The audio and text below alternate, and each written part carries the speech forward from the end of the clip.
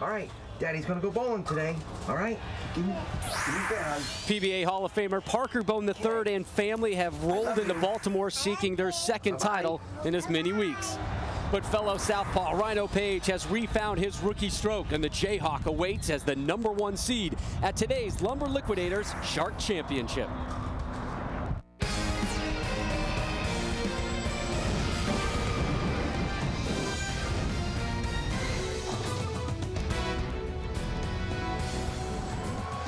Beautiful day in Baltimore, Maryland, as we welcome you to ESPN's presentation of the Lumber Liquidators PBA Tour. We are inside AMF Country Club Lanes here in Baltimore for the Lumber Liquidators Shark Championship. And we kick off the final PBA event of 2009 with a touch of history and a touch of class. 34-time titleist and 1987 Hall of Fame inductee Mark Robb drops them all with the ceremonial first ball. Mark will join us live in the booth later in the show. And we welcome you to the broadcast. I'm Rob Stone. Our stockings are stuffed with storylines today. You have a heavy lefty show, much like we saw last week. You have reigning Rookie of the Year Rhino Page back after an early sophomore slump. And you have Carolyn Dorin-Ballard and Parker Bohn III both looking for back-to-back titles, something my partner, Randy Peterson, achieved back in 1987. But Randy, the story is the Big Nasty. Wes Malott is having an outstanding season. The first word that comes to mind when you talk about Wes is dominance. He's made 4 out of 5 shows on the named oil patterns, which is really showing off his versatility, and he's at the top of the list for the Player of the Year race. But in order for him to capture his second title today, he's going to have to get through a slew of left-handers, Rob, starting with Patrick Allen. Patrick Allen's making back-to-back shows and is looking to repeat in this building. He won last year's event here, beating Wes Malott. He'll have to get by red-hot Parker Bohn III, who won last week's event. Parker's bowling with a chip on his shoulder these days. The Hall of Famer goes for his 33rd win. Your #2 seed, Wes Malott, who's made the TV show every other week this season. Today he eyes tour title #5. And your #1 seed, hard-throwing 25-year-old from Topeka, Kansas, Rhino Page. And Rhino Page, your #1 seed. We begin the men's side of the bracket with an all-lefty showdown as Patrick Allen takes on Parker Bohn III. But we begin our broadcast with the PBA Women's Series. #1 seed Carolyn Dorin-Ballard versus #2 seed Jodi Woessner. This the 5th of 7 PBA Women's Series events, which is sponsored by the United States Bowling Congress, the USBC. And Carolyn Dorin-Ballard, a woeful start to the season, has really tore it up the last 3 weeks. 2 in particular. She won last week, and here she is going to finish first or second, and she's going to start first. 44-year-old from just outside of Fort Worth.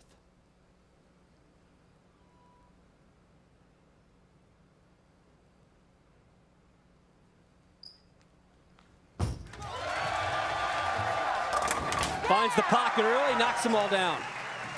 And Rob, she really dominated the Women's Series last season. First in points, first in earnings, and first in average. It was Michelle Feldman who got off to an early start this season, who was really the dominant bowler in the PBA Women's Series. Since then, Carolyn Dorin-Ballard has really picked it up. Here's Jodi Woessner from just outside of Toledo.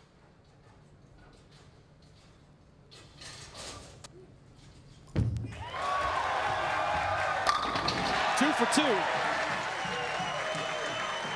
That's a much more focused, relaxed Jodi Woessner than we saw a couple of weeks ago in Hammond, Indiana, when she made her first televised appearance. And you can see that Carolyn Dorin-Ballard averaged about 6 pins a game more than Jodi. But look at Jodi's match play record. And when you have a match play format, you get 30 bonus points for winning a match, and that's why Jodi made the show. Very, very good match play, and this is a 1-game match. And again, the women starting off our broadcast, the men after this.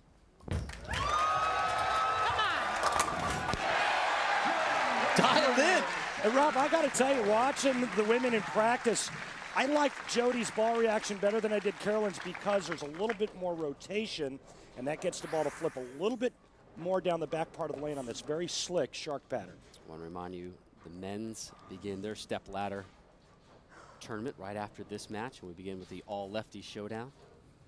Parker Bohn III versus Patrick Allen. This, though, is Carolyn Dorin-Ballard looking for her second title in as many weeks.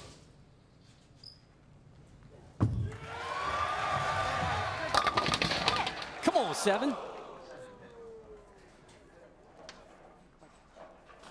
That one a pretty straight approach.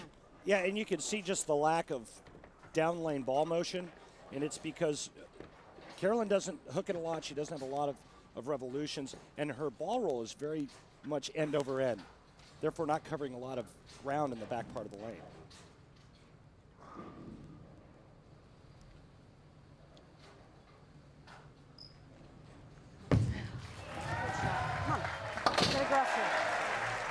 So Ballard remains clean so far. Jackson 5, for God's sake. Remember, she used to be a DJ in her collegiate days. She's calling out the Jackson 5 there in the background. She's still got the ear for the tunes. Yeah, the second week in a row we're bringing up music. There will be no further air supply comments this week, though, okay? You got it. I'm talking to you, Mr. Howard. I'm with you, pal.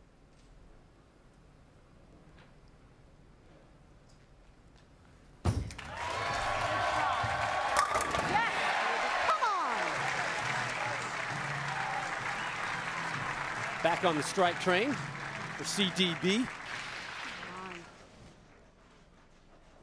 Beautiful approach there. Look at the great balance. Eyes on target. This ball's high flush. And for Carolyn's pin carry to be at a high percentage, she's going to have to throw a lot of shots right there, real high in the 1-3 pocket.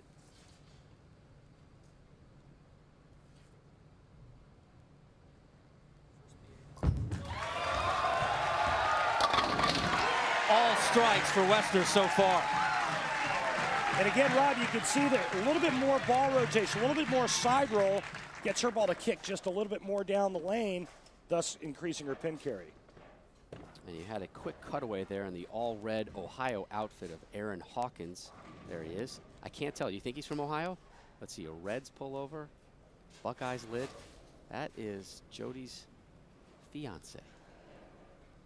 We've got a good fiance story coming up here in a second. Can't wait.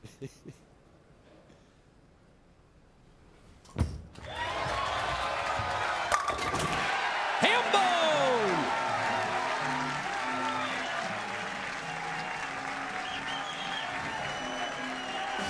Woessner bowling a perfect game, waiting in the wings.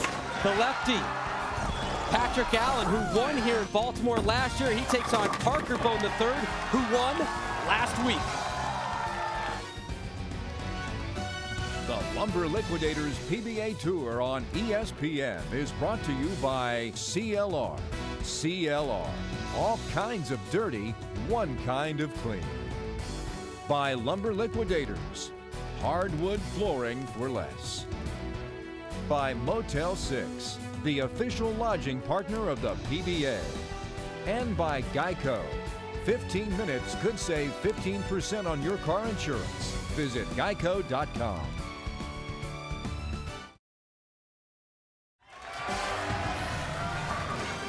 Next week we are in Reno, not next week, next year, January 11th at the National Bowling Stadium. Live coverage on ESPN January 11th, 1 Eastern on ESPN. And Jodi Woessner's pursuit of a 300 game is alive and well. We left you after she got an opening ham bone. She struck in the 5th and the 6th as well. Carolyn Dorin-Ballard had an open frame in the 4th, struck in the 5th. Jodi Woessner, perfect through 6. She sits and waits for Carolyn Dorin-Ballard to roll 2 frames. What a different looking Jodi Woessner on the lanes today than we saw a few weeks ago in Hammond, Indiana on her first ever televised appearance.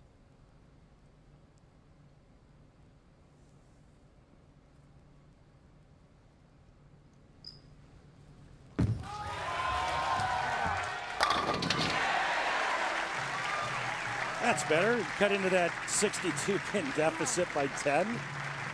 Gotta do what you can, man. These are desperate times. There's Danny Wiseman. What a shock. He's wearing a jersey with flames coming off of it. The Baltimore native, number 42 on the 50 greatest bowler list. Won his first title here in his hometown in 1990. He's got a pretty good television record, Danny Wiseman does. Haven't seen him yet this season. 12 career titles, 1 major for Danny Wiseman. He's got a great seat for Jodi Woessner's pursuit of a 300 game. Here's Carolyn Dorin-Ballard to open us up in the 7th.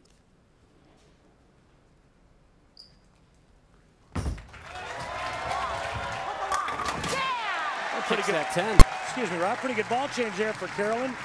But I think the most impressive thing right now is what Jodi Woessner is doing. And if you take a look at profile here, the shoulder-high backswing of Carolyn Dorin-Ballard, she's got to throw more of those to have any chance in this match. But I'm really impressed with Jodi. You know, her first telecast, as you mentioned, she wasn't comfortable with the settings of television. She didn't know where some of her equipment was, really struggled that day. But man, what a difference a day makes, huh? Front 6, looking for 7 in a row, Jodi Woessner.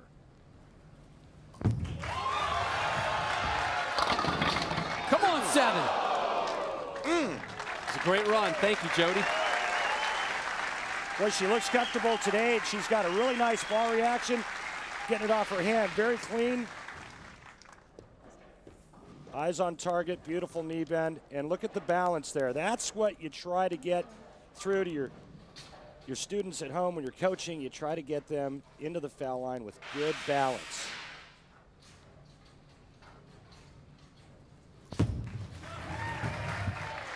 And then you try to get them to be good spare shooters as well.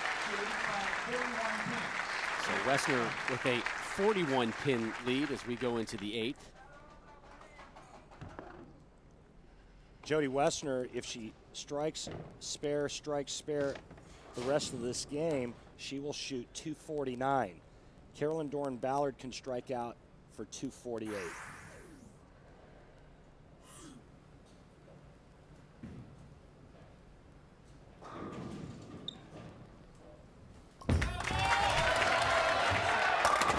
Gets back on the strike train. Jodi has been engaged to Aaron Hawkins. You saw him earlier since Christmas of last year, and they are in formal negotiations. They are discussing a Reno Lake Tahoe marriage in the new year, around January 3rd, telling us just the two of us. Now, this is interesting because Jodi's a guy's woman. You know, we talked about this earlier. She likes Mexican food. Her favorite movie's Caddyshack. She cheers for the Ohio State Buckeyes. Her favorite song, Livewire by Motley Crue. I wonder if that will be their first dance. Let me get back to that in a minute, Rob. Let's take a look at this shot here by Carolyn Dorin-Ballard. Got one for you. Don't get serious on me. How dare you? One more. Oh! How does that happen? Whatever.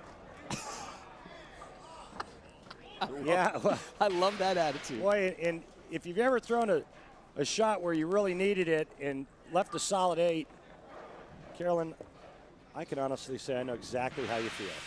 But we're talking to Carolyn 2 weeks ago, and I said, what's your heritage? Are you Italian? And I don't know why, for some reason, I assumed that. She said, no, I'm half Czech, half Irish. I like my beer and my wine, and I like to argue. Great mix. Thank you. Yeah, she's got a little of that New Jersey attitude going right now with that whatever, with that 8-pin just mocking her. Yeah. And Jodi, again, with that wonderful start, striking through the first 6 frames. Really never gave Carolyn an opening in this one. Yeah, and Carolyn's second-guessing herself right now, saying, I wish I would have started with this ball in frame 1. Carolyn's having a good game. 5 strikes through 8 frames. That one open frame in the 4th really kind of biting her right now.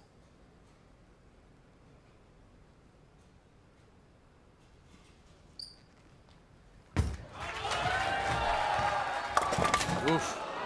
Lucky to get the head pin. And Rob, on this shark pattern, you just can't miss wide of target by that much and expect it to get back. She leaves the 2-4-8-10, and that's the characteristics of this oil pattern. Very slick in the outside part of the lane, which forces the players to try to get into that track zone and then move towards the center of the lane from there. You got to try to keep your target in front of you.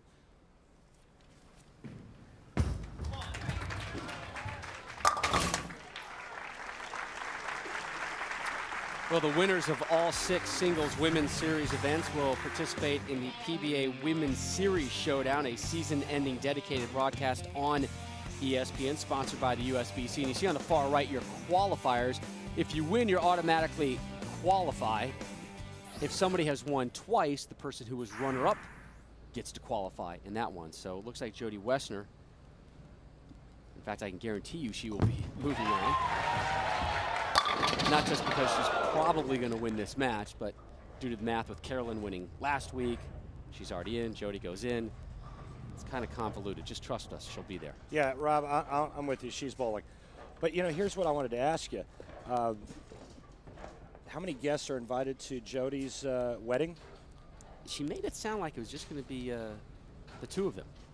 And this is going to be in Reno? Lake Tahoe, and it's right when we're going to be there. And we're going to be there? You ever seen the movie Wedding Crashers? Oh, buddy, we are all over this.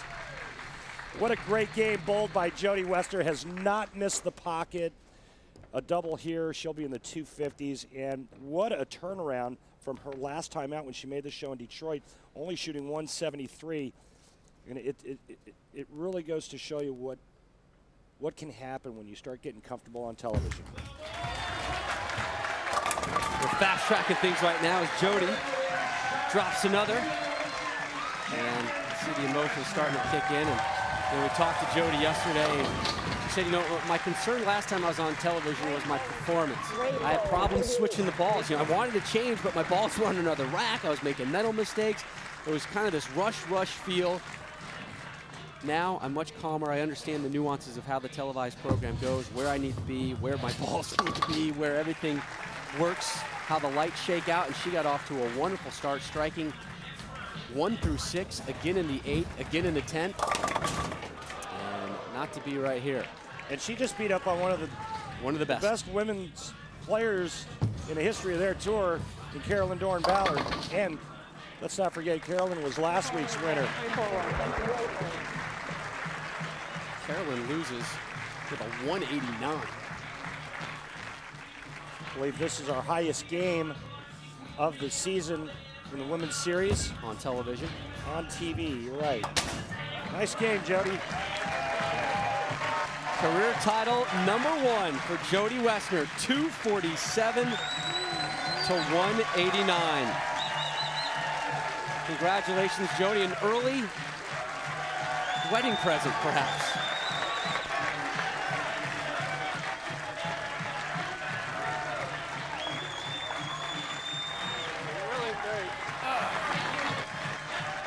Jodi Woessner wins the PBA Women's Series Lumber Liquidators Shark Championship presented by the United States Bowling Congress. And the men take to the wood next. And we'll tell you about Parker Bohn III. He's the one on the left, his bowling cheat sheet, and talk live with the legendary Mark Roth when we return.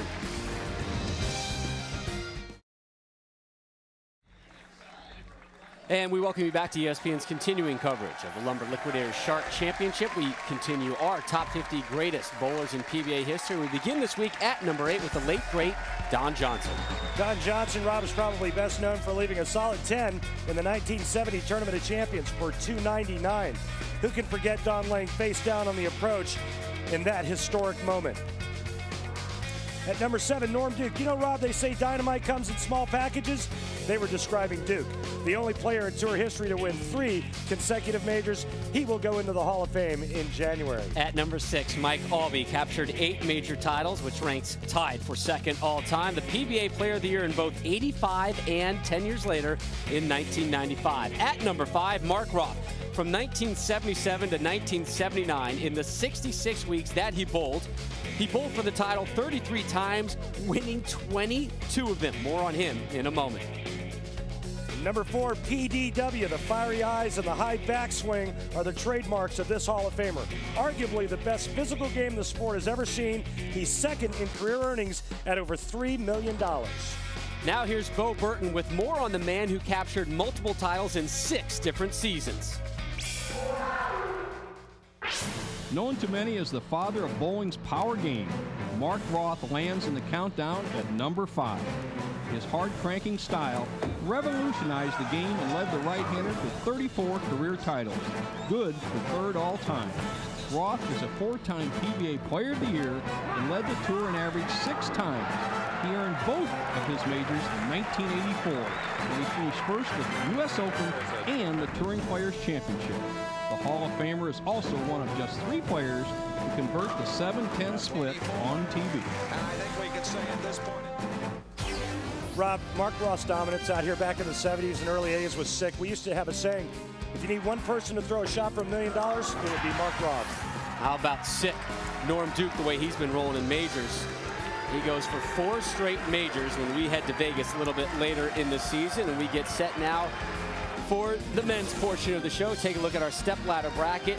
3 lefties, Allen, Bohn, and Page. We begin with the 4 versus 3 seed matchup. Patrick Allen taking on Parker Bohn III.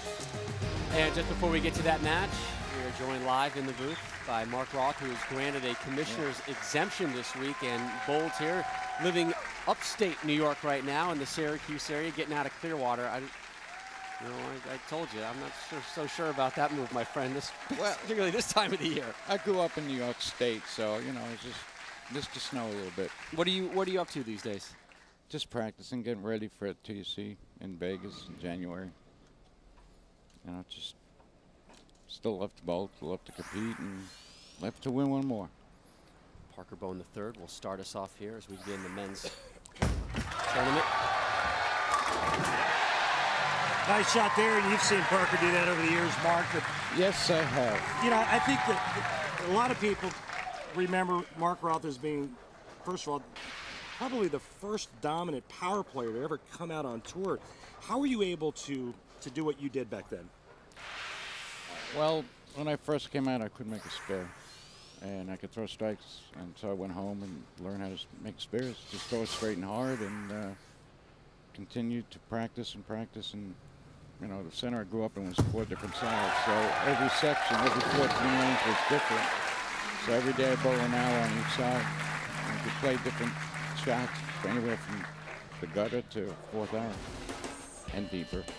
Take a look at the big picture of match number 1, and Mark, you were such a dominating force in the 70s. Will the PBA ever see someone like you again come along and just completely dominate the way things were with you? I don't know, but right now Wes is doing a hell of a job doing that, and it's tough right now with the equipment and different lane conditions. They change so quickly. You have to make the right jump, right ball. You know, Wes has got a great shot at it right now, I think. Mark, you were obviously, your power was very well known, but when you watch the younger players of today, the young power players, who impresses you the most out here? There's a lot of them. Wes is for one. Chris Barnes. The guys making a show today, you know, they made it 2-3 weeks in a row, and they're great bowlers, and I've known Parker for a long time, and he can make shots when he has to. They all do. Mark, you checked in at number 5 in the top 50 all-time greatest bowlers list. You can probably do some math and figure out who the final 3 are. We don't know that order yet, but Dick Weber, Walter Ray Williams Jr., and Earl Anthony, their names haven't been called yet, so you know they're going to be there. Who's number 1 in your mind? I'd go with Earl. I've watched Earl win from the 4th, 5th arrow on the left when no other lefty cashed. He's just great. It was great to bowl against him, too. I had 2 wins against him in Vegas, so Earl was one of my favorites to bowl. And you remember those wins? Oh, yes, I do. Yes, I do. They were great moments. Parker in the 2nd, gets them all to drop, and Mark, we want to thank you, and glad you were out here in the lanes. Glad you're out here with us on Sunday, and hopefully we'll see you further along. I know we'll see you in Vegas for the celebration. Hopefully I'll be on the lanes instead of sitting up here with you guys. It's a better place on so many levels. Yes, it is. Mark, thanks for your time. Happy holidays. Thanks, Mark. Guys. Honor. Thanks. Thanks.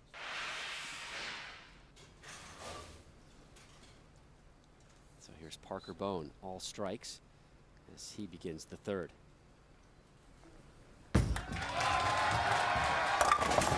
Yeah! Take it! Take it! An opening 3-bagger as he nonchalantly strolls back to his seat. Parker Bohn III saying, you know what, it's okay to be lucky. Let me turn a double into a 3-bagger. Oh my.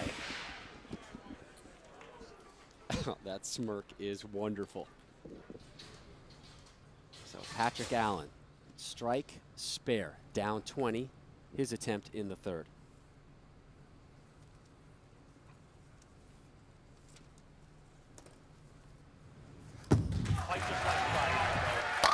Yeah! 2nd consecutive show for Allen.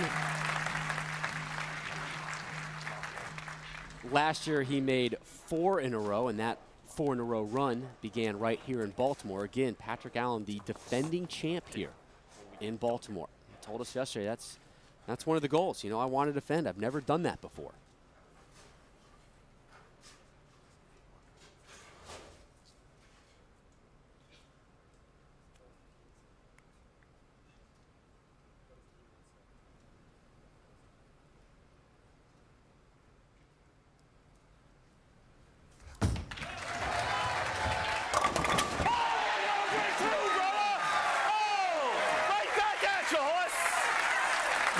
That's his nickname. He has, Patrick Allen has a horrible set of nicknames if you ask me. Slick Mop, Moppers, it's Hoss. That's his nickname, Hoss. Okay, I'm with you. I mean, he uses the word Hoss more than he uses the pronunciation.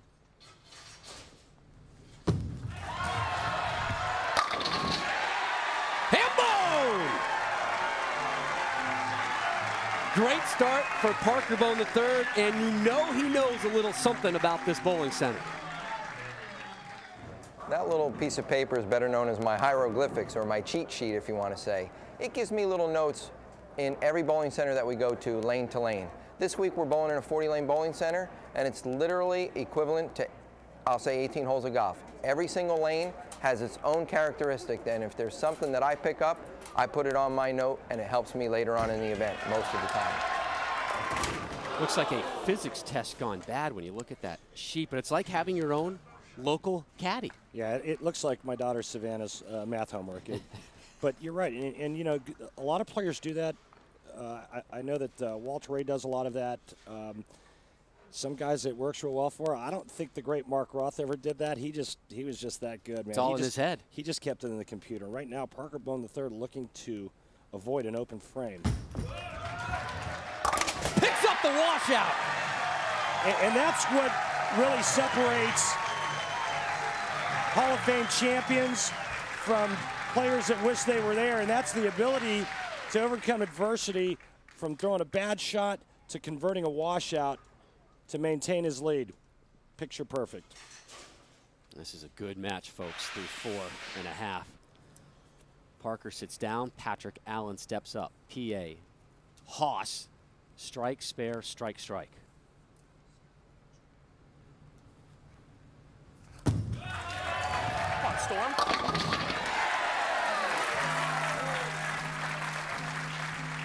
Patrick has a habit of talking to himself rather loudly, and sometimes his competitors think maybe they're shout-outs to them.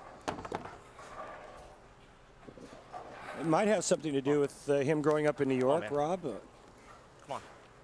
I think that's... Keep digging, man. I think I just got that from Mr. Roth. Keep digging. Keep digging. Keep digging.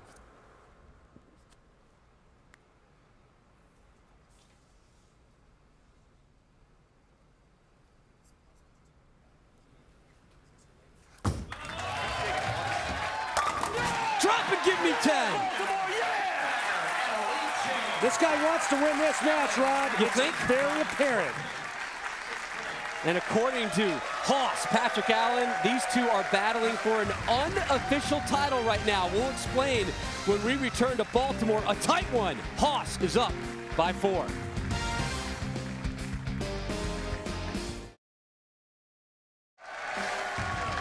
That is Sydney Bohn, Parker Bohn III's daughter, who was sick all last night and this morning.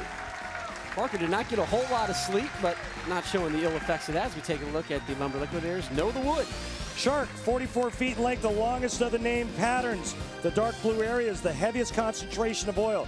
The players on both sides of the lane are going to start around second arrow. As lanes transition, they'll just migrate to the center of the lane. Very slick lane conditions this week. The players are using aggressive sanded equipment. 4 300s, 2 righties, 2 lefties. And again, no sharks were harmed in the making of this oil pattern. Oh, Rob. So funny. Last show of the season. Of the year, I'm sorry. Could be the season. Maybe for you. Nah, details. Parker Bohn III in the 6th. All strikes and a spare in the 5th. the 7, but both of these lefties have the crowd amped up today in Baltimore. Wonderful setting here at the AMF Country Club lanes. There's Patrick Allen focusing in. As Parker picks up the spare.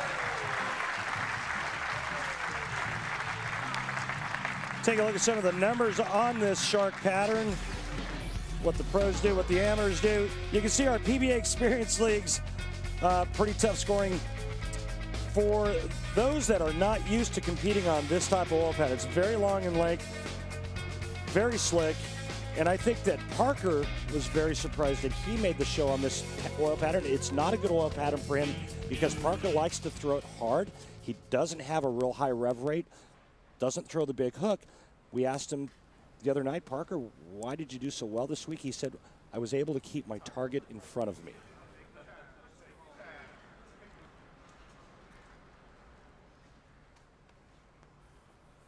Parker regroups. There's a little child doing some strutting around down at the end of the lane. That caught the eye of Parker, so he pulled back.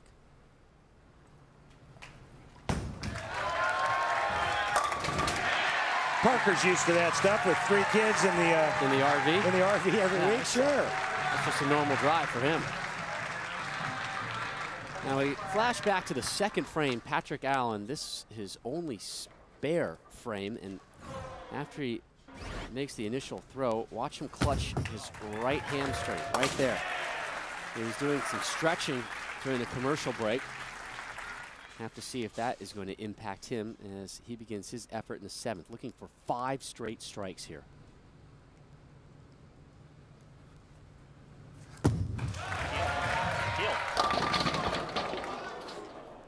And Rob, I was just going to say before he threw that shot, remember last time on the right lane, he came in extremely light. Good, Watch the profile of Patrick Allen. Look at the shoulders that are open. Again, the eyes, head down, eyes on target. Got to have it to be an accurate player to see your ball roll over the spot. Can't have your noggin moving all over the place, Rob. Haas trying to chop down the double wood.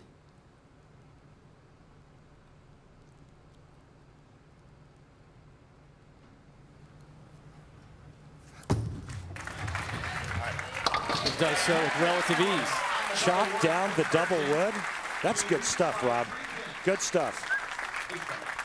I spend hours in my office working on such clever lines. Home field ball, what's up?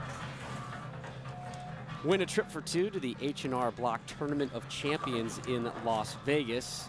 This is a good one, Randy. The package includes not only airfare, not only lodging, a Pro-Am entry, and tickets to the TV finals. All you need to do is click on Win a Trip to the Tournament of Champions button at PBA.com homepage.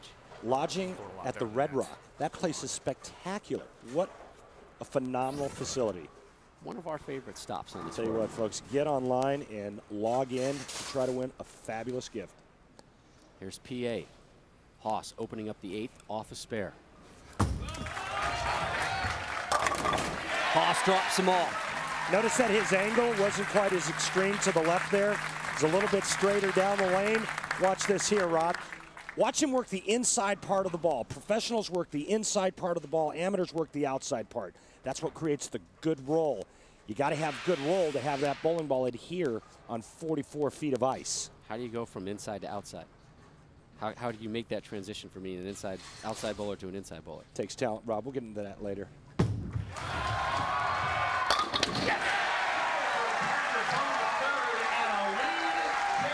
Parker Bohn does it as well, Rob. And what it is most amateurs think that you have to rotate around the side of the ball. Look at how far to the inside he is with that hand. Now, most amateurs feel that you have to rotate around the side of the ball to get it to curve. That's absolutely not true. You work from the inside part of the ball, a quarter amount of rotation, and get your thumb out first. And that's what will create roll and hook. Parker looking for his 7th strike of this match and 3rd in a row. 3-bagger. Now Parker Bohn is trying to win back-to-back titles. It has been done 58 times in the PBA history, and Parker Bohn did it in '97. His opponent. Patrick Allen did the same thing in 2005. My analyst Randy Peterson did it in 1987, and one of those was right here in Baltimore. Come on. Thanks for the plug, Pards. Anytime. Appreciate it. Parker Bohn III can max at 265. PA Haas can top it at 258. Huge effort here in the foundation frame. Oh, yeah! Back-to-back jacks! Messenger did the job. Parker got his breaks early in this match. Now PA's starting to get some. Watch this head pin. It's going to come across and take out the 7 right here. That dog can hunt. That keeps Patrick Allen in the match. Take a shot. Take a shot clock.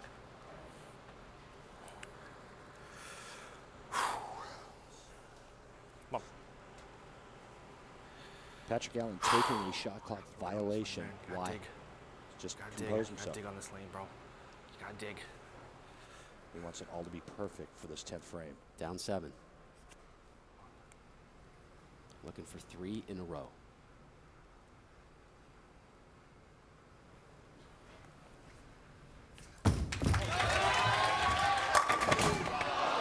No Messenger this time. Oh, wow, that was really good. Boy, I'll say, Oh my what a God. fantastic shot when you needed it most, and he leaves just a vicious ringing 7.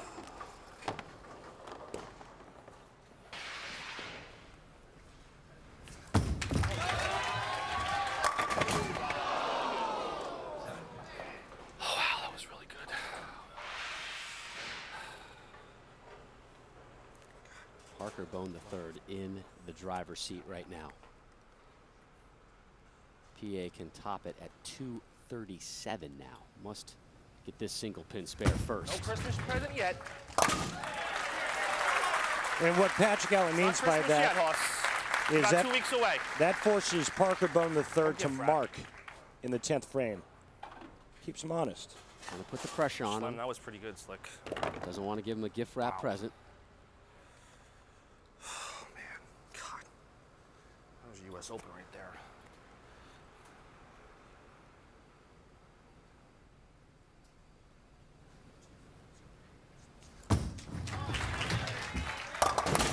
Oof. That may seal it. It's enough. No, it's enough. It still forces Parker to mark. That's great, Baltimore. Thank you.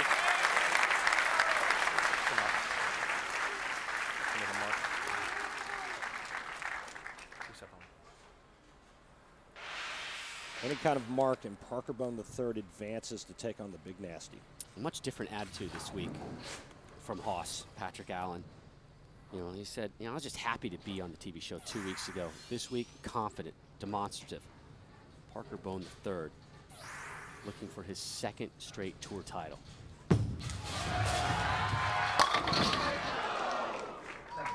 Leaves the 7. Yeah, and he's got to convert to move on. And boy, I'll tell you what, I don't think Parker Bohn's going to miss his 7-pin parts. Another great shot. Same look to the ring 7 that Patrick Allen left. Now Parker Bohn goes to his plastic ball, moves to the right of the approach, straight and hard at the 7. And he moves on. Yeah, Parker doesn't miss spares. One lefty down, one lefty moves on. And Parker's consolation prize is that he gets to move on and face the hottest player on tour in the big nasty, Wes Malott.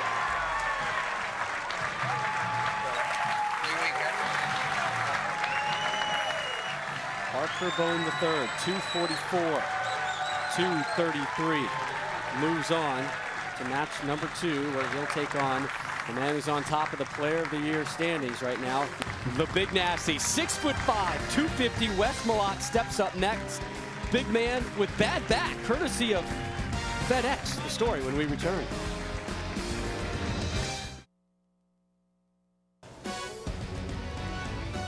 The Lumber Liquidators PBA Tour on ESPN is brought to you by Bayer.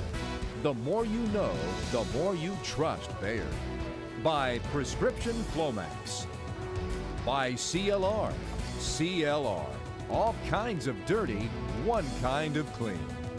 And by the United States Bowling Congress, ensuring the integrity and protecting the future of the sport of bowling. Bowl with us. You know, when you come to Baltimore, you are contractually obligated to eat crab in some way, shape, or form. I'm with you. They put it on everything. Take a look at the updated bracket. And your 3 seed, Parker Bohn III, the lefty, has moved on to take on the big righty, Wes Malott, your 2 seed. And Wes Malott in first place right now, the Denny's Player of the Year standings. If he wins today, he goes up to 38 points, 14 more than number 2 seed, or number 2 man, Norm Duke. A lot of bowling left in this season, but that just goes to show you what kind of campaign Wes Malott has put together already. Parker Bohn III will start us off here in match number 2. In match number 1, he led off with a 4-bagger.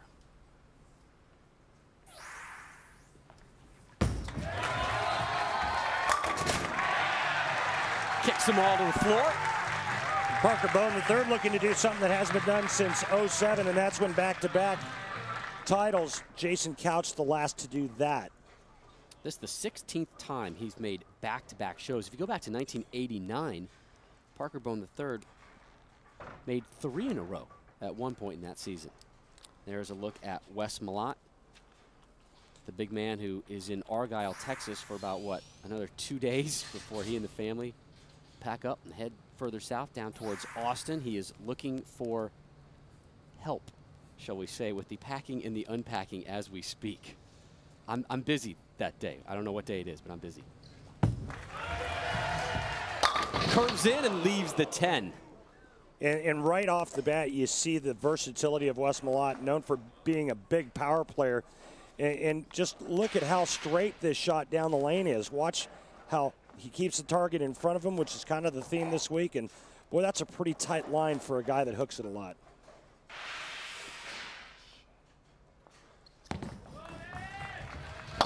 Malott has made the telecast on 4 of the 5 named animal patterns this season. He missed last week on the cheetah pattern. He finished 4th on the viper, 3rd on the chameleon, 1st on the scorpion, and he is the number 2 seed this week here on the shark. And big average for Wes Malott this week, averaging almost 230.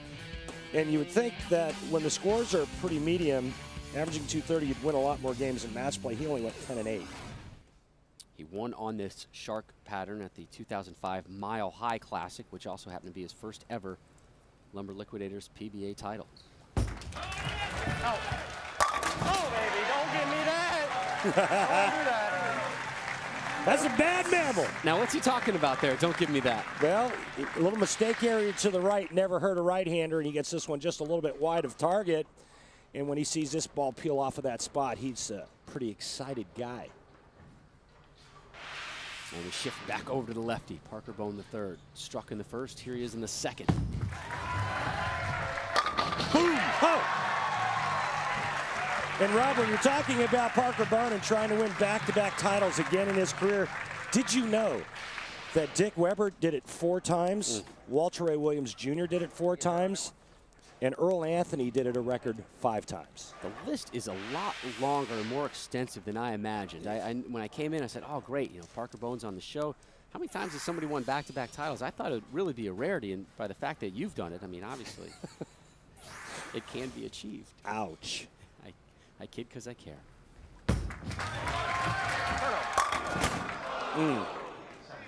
7 pins shy of a 3-bagger. Better shot. He said it was extremely gratifying winning last week. Feels like he made a statement.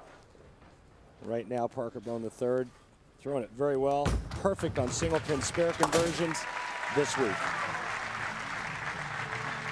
So Parker picks up the spare. Wes Malott up next, and he has a different way how he targets the pocket.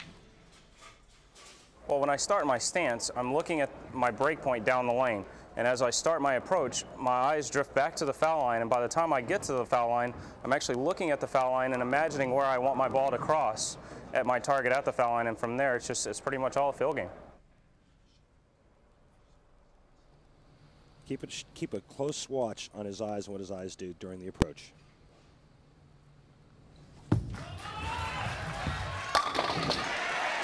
Back-to-back jacks for the big nasty.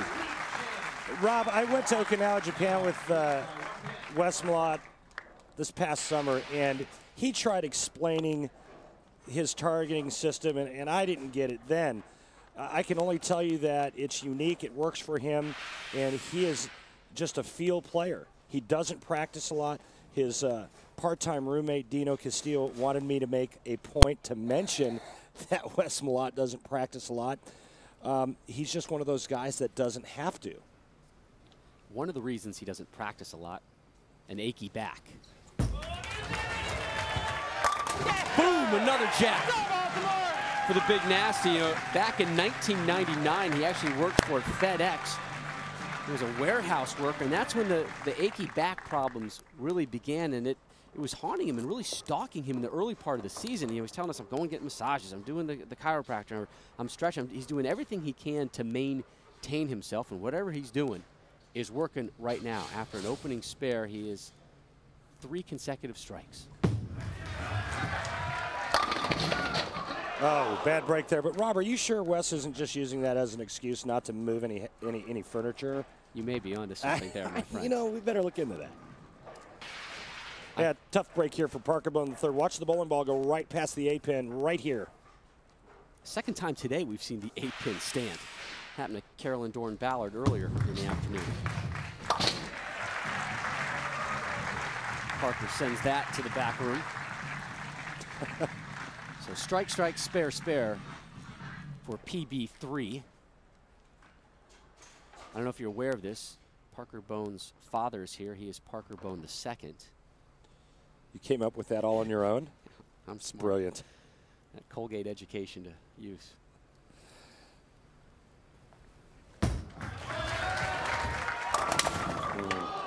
This is a bad break.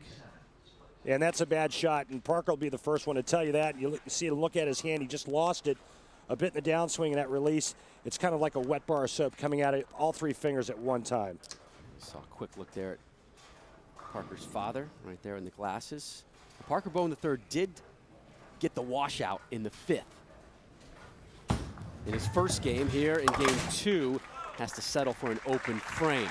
And you don't give the big nasty, Wes Malott, too many openings, or your day is going to be done early.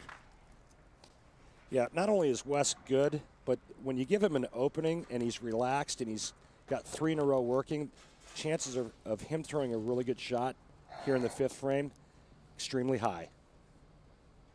This will be his 4th top 4 finish and his 5th top 10 finish of the season already. Himbo! Great shot. Mark Roth wanted me to tell you that that's a 4-bagger.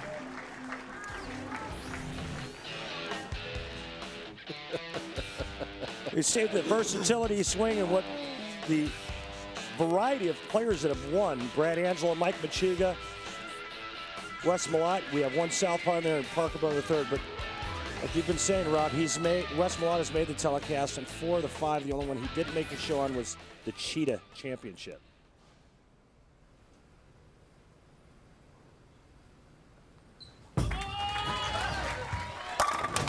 Yahtzee!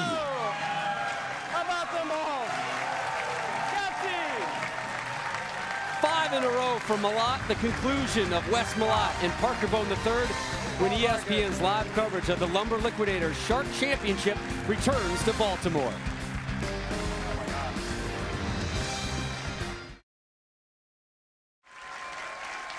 We welcome you back to Baltimore, Maryland. Great crowd here at the AMF Country Club lanes. Great crowd coming Monday night for football, Randy. Something I've always wanted to do. Read the promo. Monday Night Football continues in the city of brotherly love as Jamal Lewis, Braylon Edwards, and the Browns take on Donovan McNabb, Brian Westbrook, and the Eagles. The Browns look to go 3-0 on Monday night. That was fair to mediocre. It's my first time. I expect brilliance from the get-go from you. Next year. Giddy up.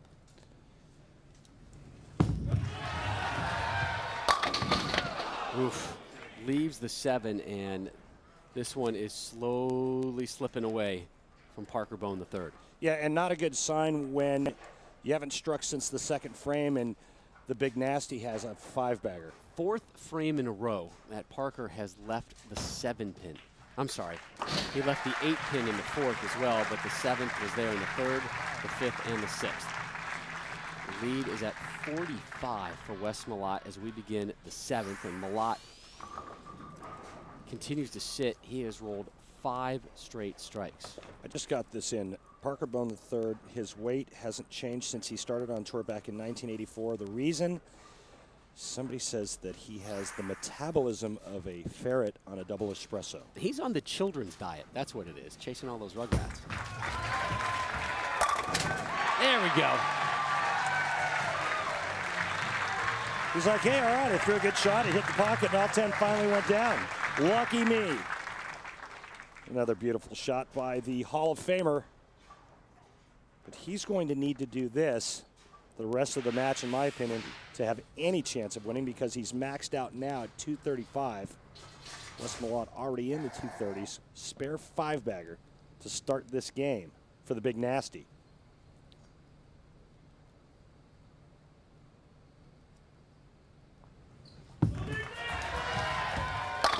Big Nasty cracks open a 6-pack. Makes it look so easy. Just got one of the best releases out on tour, in my opinion. His hand gets to the inside part of the ball, rotates around the side, super clean release. And he's got a backswing that it's a bit of a figure 8, so it comes out away from him a bit, then tucks to the inside, which helps him project the ball to the right. He was 12th last week up in Buffalo, the number 2 seed this week. The number 1 seed, lefty Rhino Page, waiting in the wings. 7 in a row. Wow, when Wes Malott can use as little angle as he's using with all that power, that's going to store a lot of energy down the lane, and this ball's going to hit really hard. The Big Nasty coming right at you. Look at the revolutions on that bowling ball. Bang! 6 snaps to the 10 out. He told us last night, Rob, that he thinks this is the most versatile equipment he's ever used. Remember, at the beginning of the season, he was having problems with the equipment. The last couple of years, he's changed it. He's really figured things out now. Again, the 7-pin. Yeah, and what's happened now for Parker? Parker? Right where I want you, don't I? Time to fire up the RV, Parker. What's happened with Parker Bohn? Had you worried on that one? Because of the transition that's occurred on the left side of the lane with having 3 southpaws today, Parker's been forced to move in towards the middle part of the lane, and the farther Parker moves in, the more oil he encounters. His ankle has to open up a bit, and his ball doesn't hit hard enough to get the 7-pin out. So it looks like right now Wes Malott is set to take on another lefty for the title, Rhino Page. What does the issues that Parker is having right now, how does that affect Rhino? Well, it doesn't affect Rhino as much because Rhino throws more bowling ball. He has a higher rev rate and hooks it more. That's the Parker we're used to seeing. I got to be honest with you, I think I was as surprised as Parker was that he made the telecast on his worst pattern. This is by far his toughest pattern out here because of the length of the oil. Well, here comes Wes Malott, who told us yesterday he actually wasn't even going to bowl this week. He's got a new home he's moving into. He was kind of worried about the weather going on. He had booked a flight home for yesterday. Oops.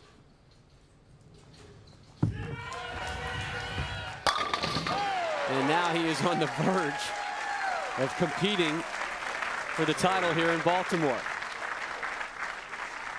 Parker has to sit back. Really too bad that you hate this pattern.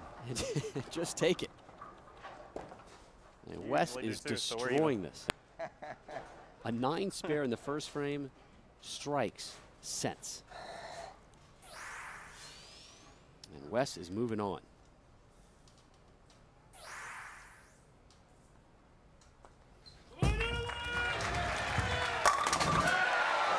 That's just bad stuff there. That's a man with bad intentions. And a player looking to win his first Player of the Year honors right there, Wes Malott. Now at this point in the match, it's done. He's just rung off 10 straight strikes, 9 straight strikes rather. what does he need to do? Do you keep throwing the strikes, or do you start doing a little experimenting? Well, here's the thing. You may want to experiment just a little bit, but he's your kids to talk on my backswing. He's the only one on the right side of the lane. He doesn't have any other riders to worry about. And he's just making this look easy. He's even taking a shot at Parker and his kids. Are you kidding me? I think Wes said Next Parker time we bowl in the show, I'm gonna get him to yell told in his your kids to backswing. bark and scream during his backswing. I love this. You know, these guys spend so much time together on the road with this tour. Wow.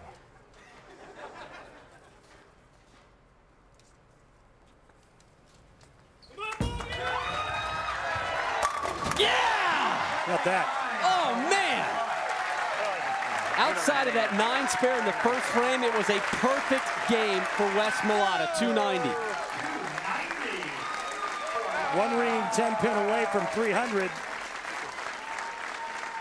Now, will that shot hold up? Will Wes Malott hold up for one more game against Rhino Page? That was the ball. 3 of the 4 men's finalists were lefties. No, that was the ball. One's left, Rhino Page. See, I just had, after I bowled 240, I just had to go to that one. So no back-to-back winner. No, sir. It's still you, Jason Couch. Carolyn Dorin-Ballard did not get back-to-back titles. Parker Bohn III will not get back-to-back titles. Wes Malott in position for his 2nd title of the season, but he's going to have to get through Rhino Page, who's made his way I'll let you bowl one more. to the lanes. So Wes takes care of one lefty. 290 to 204.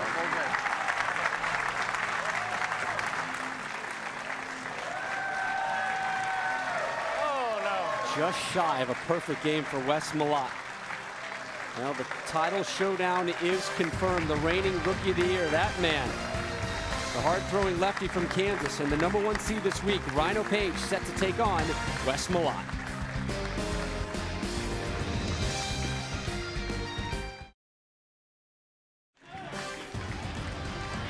Welcome back to Baltimore and ESPN's continuing live coverage of the Lumber Liquidators Shark Championship coming your way from AMF Country Club Lanes.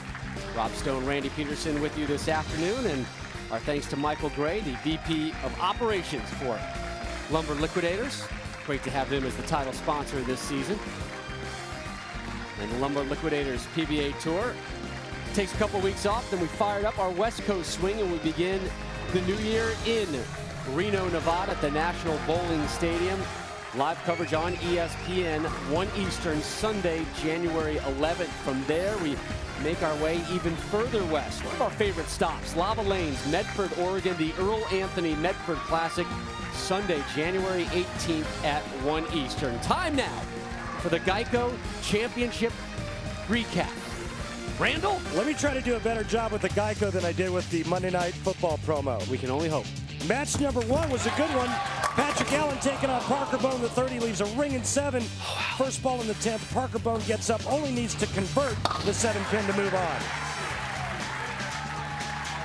And then in match number 2, Parker Bohn the 3rd takes on the big nasty Wes Malott. Wes Malott just shreds the pins, shoots 290. He will bowl for the title again. There's your championship recap, courtesy of Geico. Wes Malott set to take on Rhino Page. Page rolled 1 300 game this week, and he's looking to bump his tour title haul up from 1. Rhino Page, Wes Malott, next.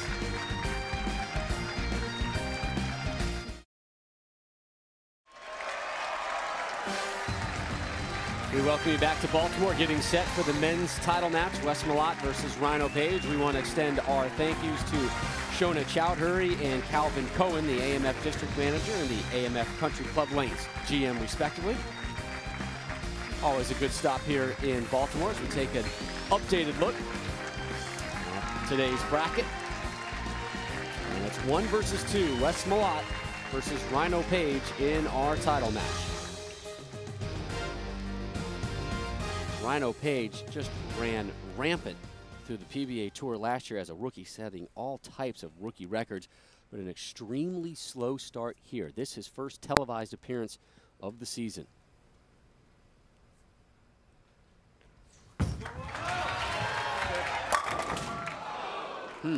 Parker Bohn III left a lot of 7s, and Rhino Page starts off leaving a 7. But remember what we talked about in the Parker Bohn match. You asked if Rhino Page would have the same trouble. You can already see how much more angle Rhino Page is able to create with a little bit more hand. More rotation, more revolutions, more curve.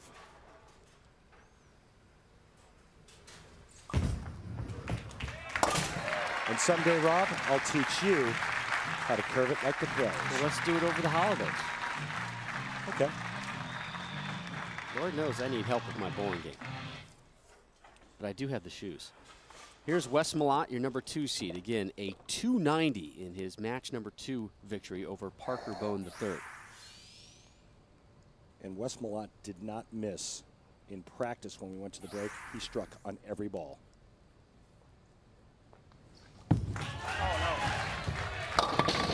You heard him say as soon as he released it, oh no. And as soon as I said he didn't miss, he leaves the 2-4-6-10. Time to get away. And this is just wide of target. It's a bad shot thrown wide of target. He didn't throw a shot like that the entire match against Parker Bohn III. Oh, we got a chance. Get it! Yeah! Go! He's back!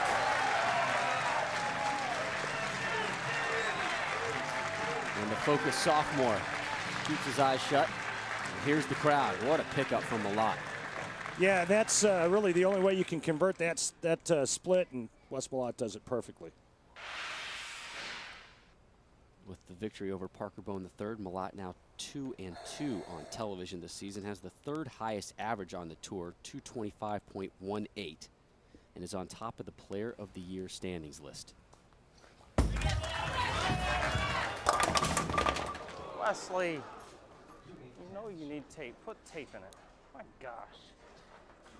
Another big challenge early on in the title match. Hard to explain where Wes Malott is mentally right now. The first 2 shots that he's thrown in this match, just nothing like any of the shots he threw in the entire match against Parker Bohn III. I have no idea what's going on.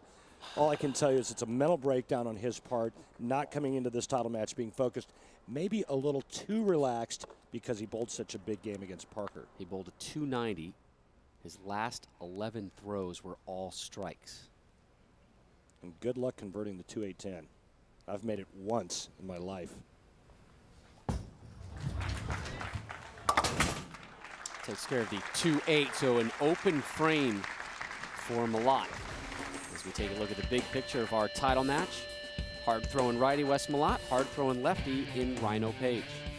Yeah, and Rhino Page was just extremely tough in match plays. You see his match play record 13-4-1, and boy, the whole tournament came down to the last game of match play Friday night. Rhino Page holding off Wes Malott in the end.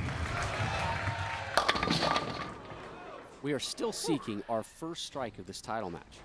This is Rhino Page, the reigning PBA Rookie of the Year. He broke several rookie records in nearly every single PBA Tour qualifying round record last season. He won 1 title and made a rookie record 5 championship round appearances.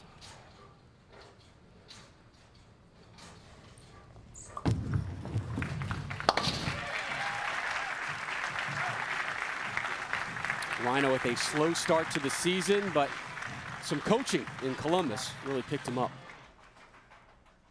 Prior to Buffalo, I spent 2 days with my good friend and teammate Bill Hoffman, and he noticed right away that I wasn't using my power with my wrist, and so he got my hand underneath the ball, and automatically my timing ironed itself out. He's telling us, you know, he'd been thrown in the 150s using 5 different balls. He was, quote, clueless.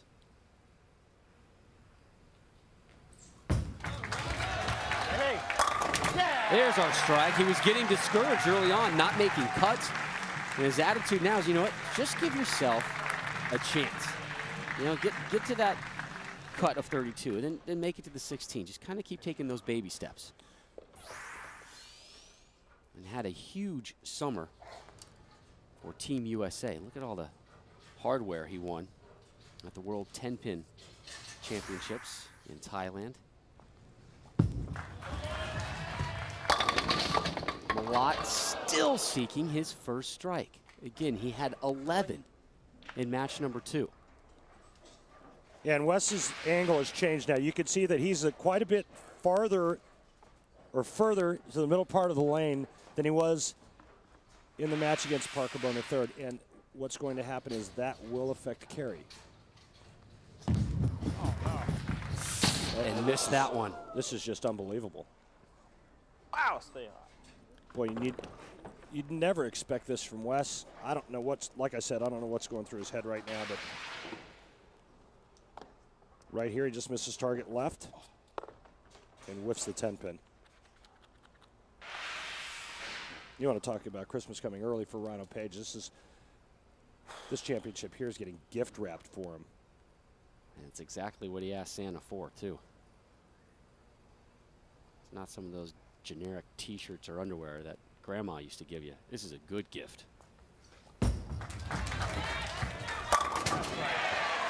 Oh, Big Nasty finally gets aboard the strike train. Didn't come until the 4th frame, the conclusion of the Lumber Liquidators Shark Championship. On the backside, you're watching the PBA live on ESPN.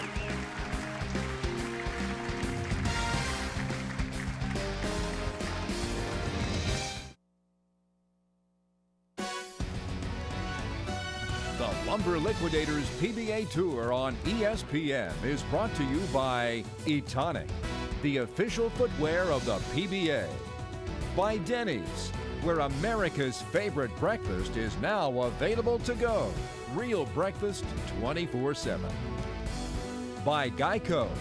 15 minutes could save 15% on your car insurance. Visit geico.com. And by Lumber Liquidators. Hardwood flooring for less.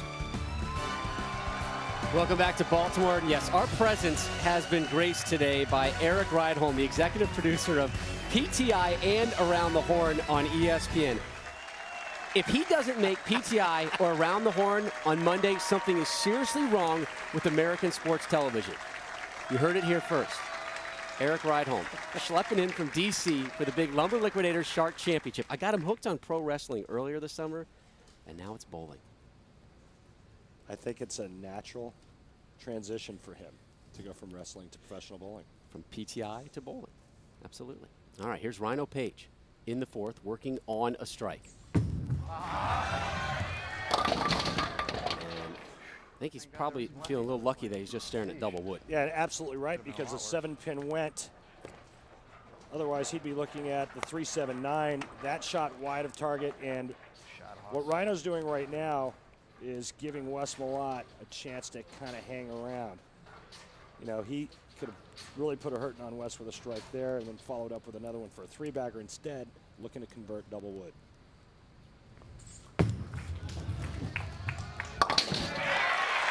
So just 2 strikes total in this title match. And we had really high hopes. Wes came in just plowing through the field. Rhino Page had a wonderful week, and this is shaping up to be a very scrappy final. Well, and I think there's a lot to be said about rhythm, Rob, in any sport, whether it's golf, throwing a football, baseball, especially in bowling.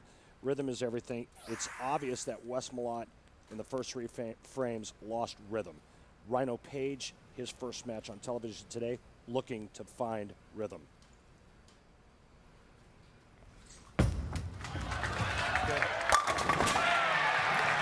That'll get you in tune. His second strike. And the lead goes to 24. The lead's so big because Wes Malott had an earlier open frame, and that came in the 2nd. So Wes Malott steps up now. He went 6 spare, open frame in the 2nd, 9 spare in the 3rd, and finally a strike here in the 4th. But he has some rhythm. He has some momentum, having that strike in the 4th, trying to build on it now with the double. Well, this is a key shot. This is going to tell you if he's back in rhythm right here. He's back, baby. He's back. Well, you heard him say it. Don't let him get away. That's right. Because Rhino Page right now has failed to throw a double. Wes Malott was locked in the first match, shooting 290. You can see he's made about a 3 to 4 board adjustment at the arrows. And right now just looking to get back that precious rhythm that he had in the last match against Parker Bohn III. Can cut the lead of Rhino Page to 4 with a strike here. Way heavy. Yeah, it looked like he grabbed that one because that ball hooked extremely early and goes right through the nose. Luckily, only leaving the 3-pin because this could have been 5 through the middle easy, but that looked like a bit of a grab.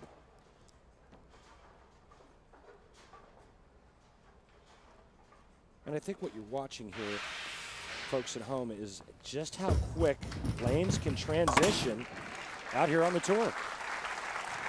We want to give some congratulations to 8 bowlers out there who received exemptions for next season's PBA Tour. They did it at the Regional Players Invitational in Reno, Nevada. And good list. Any names that jump out at you? Well, John Nolan gets an invite to the Tournament of Champions by virtue of winning the RPI. But PJ Haggerty, hey, man, I'm real proud of you.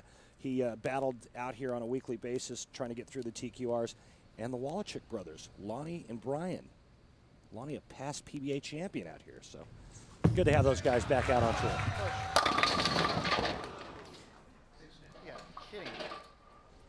Of course, I've got to mention my good buddy John May as well. So that's it. I'm done. Okay, you sure? Yeah. It's been an odd year for Rhino Page. This year, his top 2 finishes prior to this week, a 9th and a 12th, but he also had a 76th place finish, 2 53rds, a 51st, and a 35th. Hey, Robbie, I did a lot of talk. I had a long conversation with Rhino Page last week in Buffalo, and you know, Rhino just he did have a good week last week. It got him kind of turned around a bit, so to speak, not only physically but mentally. You know, anytime you have a good week out on the tour, it certainly helps the confidence level. But Rhino was confused. He was starting to throw it poorly because he was looking at a bad ball reaction on a weekly basis, and he just got himself in a funk. And it may have started in the offseason. We'll talk about that right after this.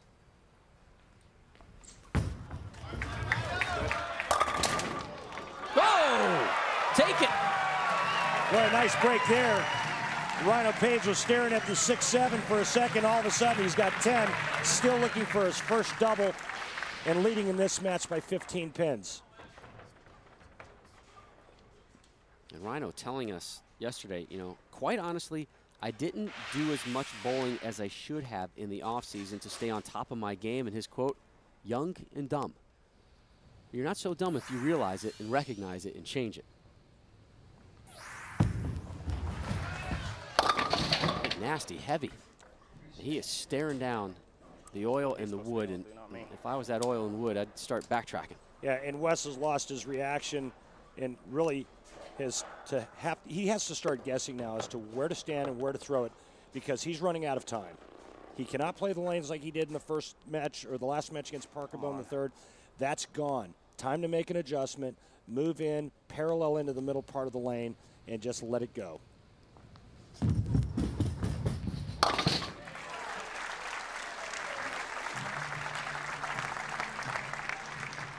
And of his spare conversions today, only 2 have been of the single pin variety. So he's had a lot of meat on those bones. Well, you start the match by going light, leaving the 3-6, or excuse me, the 2-4-6-10.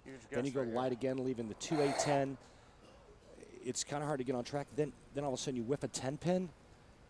I mean, he's looked like the human sprinkler in this match, throwing it all over the lane. Time to get locked in.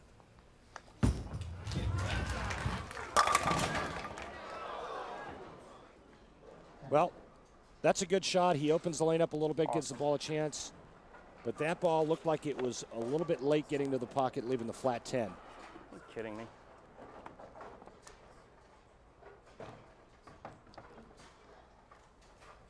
So Malott still with only 2 strikes, but they were paired back to back. I'll tell you, Rob, rarely do you see Wes Malott bowl bad, and I don't care if it's on television, if it's in a pro-am, if it's during the tournament. He doesn't bowl too many bad games. Right now, he's struggling, trying to figure out where to get it. Rhino Page looking for his first double of this match. He's going to have to do it on the right lane where he has been strikeless here in the title match.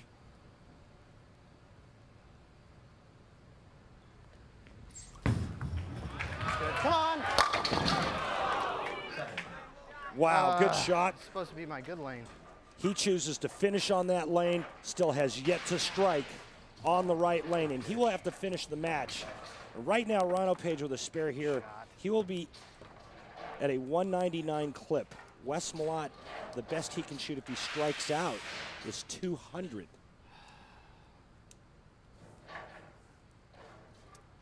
It's good math. Can you say roll off? The Rhinos throwing good shots right now. I'm not so sure Wes Malott can strike out. His ball reaction doesn't look very good, and he doesn't look like a very confident guy in terms of having an idea of what his bowling ball is going to do when it leaves his hand. Rhino Page, well, he's been pretty close. He went strike in the 5th.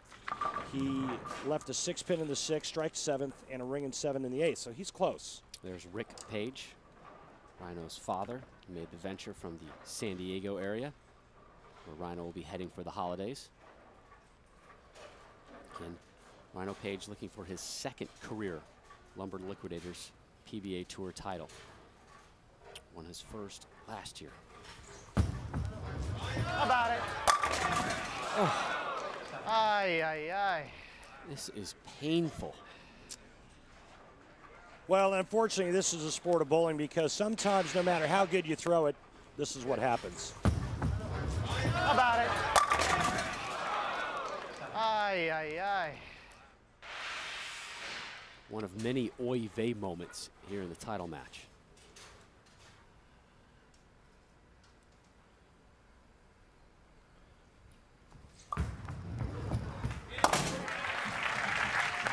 His 5th 9 spare of this match. Wes Malott, strike in the 9th, 3 in the 10th. He'll shoot 200 on the nose. That will force Rhino Page to throw 2 in the 10th and good count to win for the 2nd time. Malott just 2 strikes in this match. Came in the 4th and the 5th.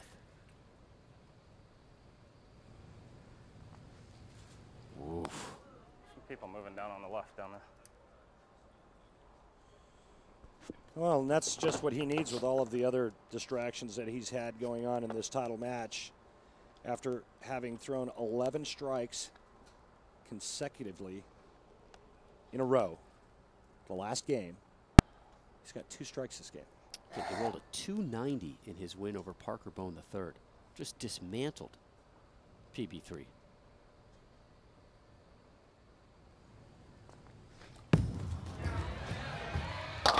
There we go. He had to go to full knee bend for that one. Yeah, that's the prayer shot there where you go to the knees and then you're just hoping for it to strike because he knows that this will set him up for the 10th frame. He moves in just a little bit, gets a little bit softer with his speed, and he loved it immediately as it left his hand. The question is, what does he do on the left lane? Can he make the same type of shot, and will it work? But these guys have loved multiple shots this title match. They just haven't loved the result. So a lot of times these guys thought they're going to be celebrating a strike. I think more so for Rhino than Wes this match.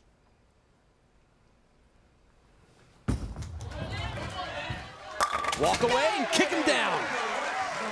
Well, that's a good sign. That gets him a double, and now one more gets him at 200 if he gets all 10 on his fill shot, but he knows that this still keeps him in the match.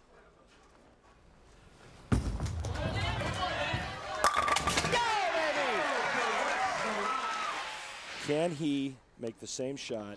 Can he kick the 10 out again to put all the pressure back on Rhino Page, who has not thrown 2 consecutive strikes in a row the entire match? And Page will have to do it on the right lane, which he hasn't struck on yet. Oh, be right. Ooh, flew by that 10. Not sure how it missed the 10. Well, like I just said, he throws it great. All he's looking for right here is to get that corner pin out, and it doesn't happen for Wes Malott. Rhino Page needs any mark and count in the 10th frame to win for the 2nd time. Why? What I want to know, why? And how big is that missed 10 pin that Wes Malott whiffed in the 3rd frame? That gives him 11 more pins, and that puts him right at 200. He'll sit with a 189. Rhino Page, 3 strikes in this game, but none of them have been consecutive, and all of them have been on the left lane. He closes out this title match on the right lane.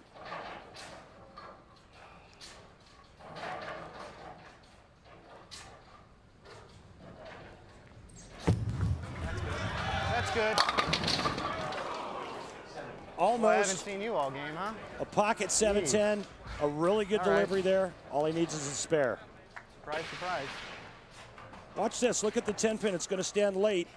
7 pin's already there. Ooh. Last thing you wanna see when you need a mark and attempt to win, blow out 710. He's made this a million times. He can probably make it in his sleep. Don't overthink it, just let go. Yeah! Come on, baby!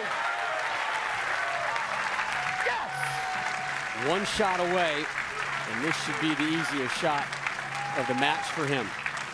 This a rematch. The title match in Medford, Oregon last season, won by Wes Malott. Page trying to turn the tables. Title number 2 with the strike. Yeah, Baltimore! Yeah! Come on, baby. Big spurs, big spurs. Yeah! Big hug for Dad Rick. Baltimore! Yeah! All right. High fives for the fans. Storm Nation. And Rhino Page wins his 2nd yeah. career tour title, his first of his sophomore campaign. I'm off. A horrendous start to this season, but this is going to make it a little bit easier, particularly heading into the holidays. Our next broadcast, Sunday, January 11th, from Reno, Nevada, the National Bowling Stadium Championship. This is Rhino, and you get the horns. We began the afternoon with Jodi Woessner rolling a 247. Strikes 1 through 6, almost out of 300 games. She gets her first tour title, and Rhino Page gets his first title of this season. For Randy Peterson and our entire crew, I'm Rob Stone. This has been a presentation of ESPN, the worldwide leader in sports. Have a great holiday. We'll see you in the new year.